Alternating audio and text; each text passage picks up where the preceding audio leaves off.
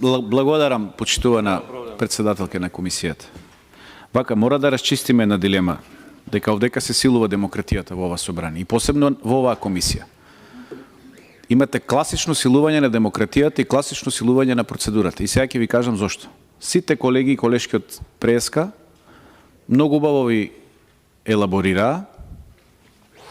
Од вас не го добивме конкретниот заклучок. Вие точно е дека признавате дека сте го подпишале тој документ, дека вие сте имале некакво издвоено мислење. Јас не знам какво е тоа издвоено мислење на председател на комисијата, па сте го подпишале. Оваа комисија тука не одлучи, значи не одлучи за тој документ, извештај, кој што не е пропишан никаде таму во деловникот, да биде доставен до пленумот. Такво нешто нема. Затоа си добивте интерпелација. Таа интерпелација не е ставена на дневен ред. Значи не е завршена процедурата по таа интерпелација. На незавршена точка вие доставивте извештај. Значи нема записник. Значи сте направиле прекршок.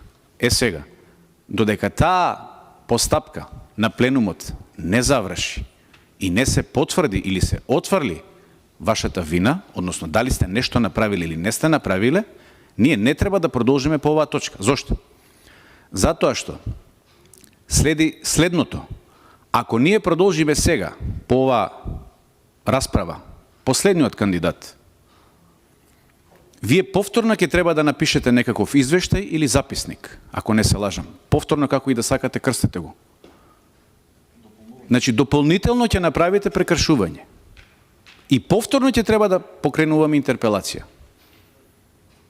Се ставате во позиција да го повторите делото, условно кажано. Викам, ако се утврди или не се утврди. Ево, оставете пленумот да утврди.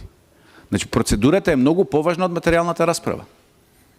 И мислам дека тука има многу добра поента и треба да ја извлечете таа поента. Материјалната расправа, ние во изминатиот период, во изминативе 20 и неколку продолженија што ги има, многу јасно покажавме со конкретни примери зошто тоа лице не треба да биде изберен за уставен судија. И нема да биде изберен за уставен судија. Што и да правите, нема да биде изберен за уставен судија, затоа што не заслужува. Меѓутоа, материјалната расправа е секундарна во однос на процедурата. И мислам дека тоа многу добро го знаете. Го знаат сите поискусни пратеници тука што се. Како тоа ние на незавршена процедура на пленумот за ваша интерпелација, за конкретен настан, продолжуваме да го правиме истото. Има ли логика во ова што го правиме? Или само ќе повикуваме, ќе свикуваме седници, колку да се вика дека нешто работиме? И еве, ние сме тука, спремни сме да работиме. 20 души има од кај нас. Нека видат камерите, нека се свртат. 20 души има од опозицијата. А колку има од власта? Еден пратеник. Пратеничка, простете. Значи, ние дека не сме подготвени да зборуваме за материјална расправа да водиме. Меѓутоа, процедурата е прекршена. И додека не се утврди, ние не треба да продолжиме. Јас не сваќам со која леснотија некој ви укажал, или тоа е по ваша само иницијатива, си продолжувате да си терате. Како ништо да не се случило. Или веќе знаете што ќе одлучи пленумот, дека пленумот ќе отврли оваа иницијатива. Знаеме дека владењето на мнозинството во изминатиот период, во изминативе 4-5 години, 6 уствари, нека ми простат граѓаните, е сведено на една класично силување на демократијата, како што реков. Вас не ви интересираат правни процедури, не ви интересираат закони. Во собранието во кое што се носат закони, кој што треба да биде пример за почитување на процедурите и на законите, тука се кршат тие работи. Секаков пример даваме ние за останатите институции. Зошто? Затоа што сме сакале некој да го истераме на мала врата да го направиме уставен судија. Мислам дека е многу јасна поентата. И после ќе се доведеме во ситуација, односно вие не доведувате во ситуација како држава, оние што имаат 3% доверба, не на наша анкета, на анкета на ИРИ, 3% доверба, да го наградиме да биде уставен судија. А сите декларативно се залагаме и викаме дајте луѓе еднаш да се обединиме да направиме нешто за оваа држава. Да и тргне на државата. Епа како ќе и тргне на државата кога тој што има 3% доверба го ставаме уставен судија? И тој ќе биде 9 години после на таа позиција. Како ќе се обединуваме? Ние после за доброто на државата. Флоскули, празни флоскули, ништо друго.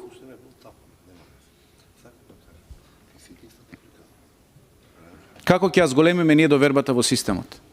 Сите ни кажуваат, странци доаѓаат, власта кажува дека не е добар системот во државата. Посебно овој дел што го споменувам од преска. А ништо не правиме. Го правиме точно обратното. Имате вице-премиер кој што е конкретно застанува против изборот на ова лице да биде избрано за уставен судија, вице-премиер на влада. Вие сте го бирале, вие сте го гласале тој вице-премиер. Вице-премиерка, простете. Таа кажува дека тоа лице, значи има нови моменти од моментот од како е предложен. Не знам од кој колега е предложен, веројатно не е ни тука, не е тука. Не е тука да го брани. Се случуваат нови моменти, добиваме 3% доверба. Кој стигне ни покажува колку не бива како држава. Очигледно кај вице-премиерката проработила совеста, изјавува дека не треба да биде уставен судија, меѓутоа нема реакција од страна на мнозинството. Нема ни ваша реакција. Да се направи една дополнителна консултација, внатре направете се таа консултација во партијата. Треба да биде, не треба да биде. Јас мислам дека е безпредметно продолжување на оваа комисија, посебно на оваа точка. Оваа точка треба да биде прекината, оваа седница треба да биде прекината, да ги слушате аргументите што ги кажуваме, да видите, да се уверите дека процедурата е прекршена, да дозволите да утврди пленумот дали е прекршена процедурата, па после ако пленумот утврди дека не е прекршена процедурата, вие може да продолжите. Меѓутоа, како што кажа една од колешките пред малку, тука имате и можеби злоупотреба на службената должност. Можеби ќе треба и нешто да се процесуира и понатаму. Јас тоа не го знам, не сум истражен орган. Меѓутоа, можеби ќе се доведеме во таква ситуација. И сега пак ќе го повторувам истото дело од почеток. Тоа е дополнителна одговорност. Ќе ве потсетам дека тука беше пред нецели 3 седмици или месец дена има почитуваниот предлог за уставен судија, таму седеше на првата клупа, каде што јасно кажа дека тој не се предложил за уставен судија. Значи некој го предложил, некој му го земал CV-то и го предложил. Тој не сакал да биде, ама го предложиле. И сега ние се доведуваме во ситуација да не знаеме човекот дали сака да биде уставен судија. Дополнителен аргумент за да се прекине оваа седница и да се поразговара, да се види, можеби некој свесно го мести да биде уставен судија. Со доза на сарказам ова го кажувам. Меѓутоа, токму тоа го изјави. Тука бев лично присутен на оваа седница кога тоа го кажа.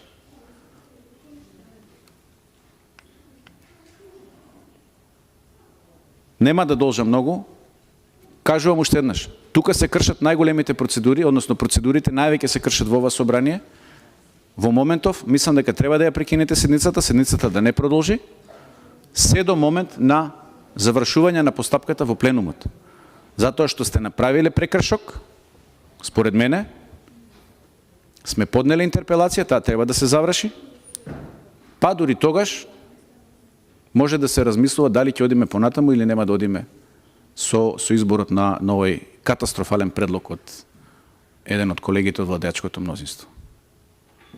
Ве молам да одговорите или да ја прекинете седницата. Благодарам.